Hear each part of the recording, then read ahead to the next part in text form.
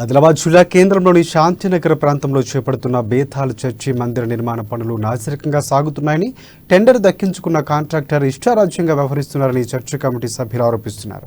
సుమారుగా 13.93 లక్షల రూపాయలతో చేపడుతున్న ఈ పనుల్లో ఆది నుండే ఎలాంటి నాణ్యతా ప్రమాణాలు పాటించలేదంటున్నారు.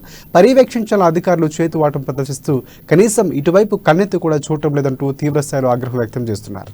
ఇలాగే పనులు చేస్తే అడ్డుకుంటామని, టెండర్ను రద్దు చేసి రీటెండర్ నిర్వహించాలని, మరో కాంట్రాక్టర్కు ఈ పనులు అప్పగించాలనే వాదనను కూడా వినిపిస్తున్నారు.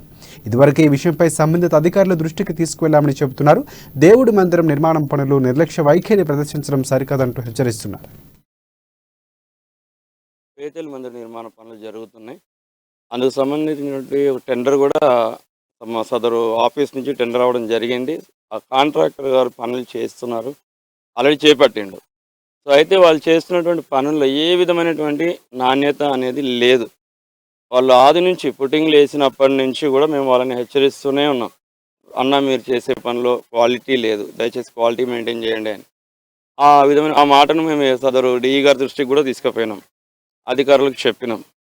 అయితే వాళ్ళు కూడా వచ్చి చూస్తామన్నారు, చూస్తున్నారు. అయితే ఇక్కడ జరుగుతున్నది ఏంటంటే, ఇష్టానుసారంగా ఎటువంటి క్వాలిటీ అనేది మెయింటైన్ చేయకుండా, క్వాంటిటీ అంటే ఏదైతే అగ్రిమెంట్ ఉంటుందో అగ్రిమెంట్ విధానంగా చేయకుండా వాళ్ళు ఇష్టానుసారంగా చేస్తూ నిర్మాణ విషయంలో చాలా అంటే చాలా వాళ్ళ ఇష్టానుసారంగా, మరి అది నిర్లక్ష్యమా మరి